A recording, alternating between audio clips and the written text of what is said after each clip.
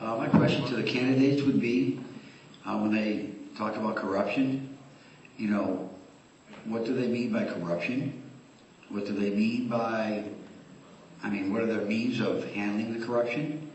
And what means are they going to go about in resolving the corruption, basically?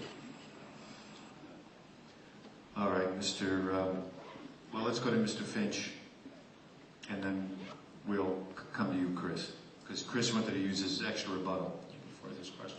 Do you want to do it now? Yeah. Okay. So you're going to be responding to the Freedom of Information issue? Well, the comments about Mr. Del Rio and Joel's, and I quote from the Connecticut Post, the Walsh column.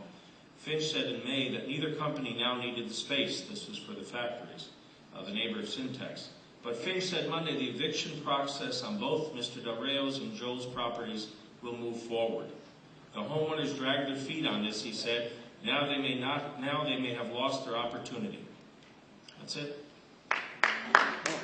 Mr. Finch, do you want to go to this next question? Yeah, let's go to the question. All right. The question, as I recall, was about corruption. And what do you think corruption is? Corruption is when you get something you don't deserve and you use your public advantage to get it.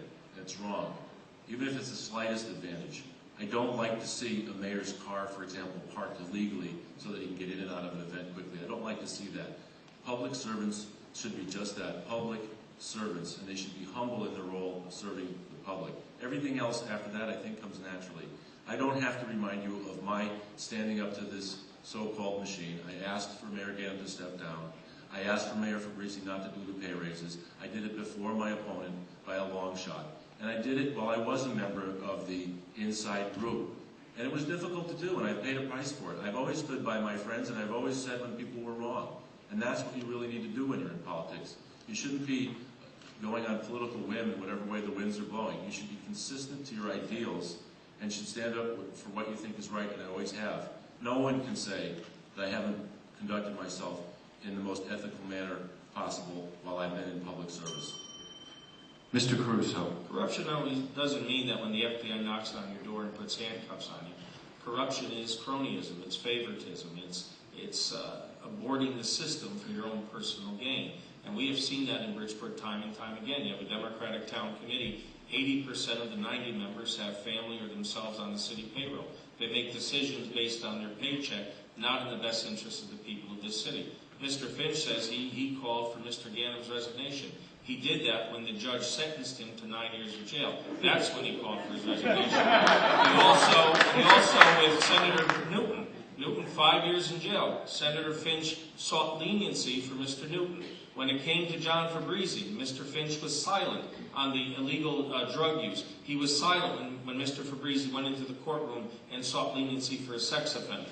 You see, there's times you have to stand up when you know something's wrong, regardless of how politically it's going to play. My friend Bill Finch has not been willing to do that. That's why he's endorsed by the Democratic Council. Mr. Finch, I think the most egregious part about that statement is claiming that I'm his friend. But leave that alone. I know I slipped on that. Yeah, you slipped.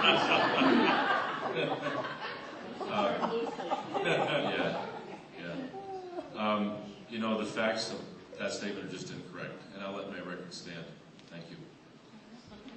Mr. Caruso.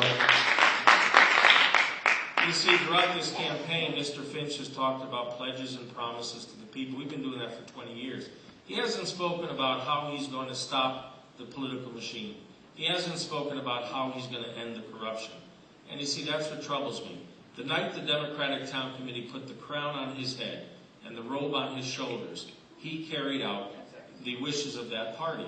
And that has stopped growth of this city. It has not reached the expectation of our children. That's why we need to change. Thank you. Our next question, please, Al.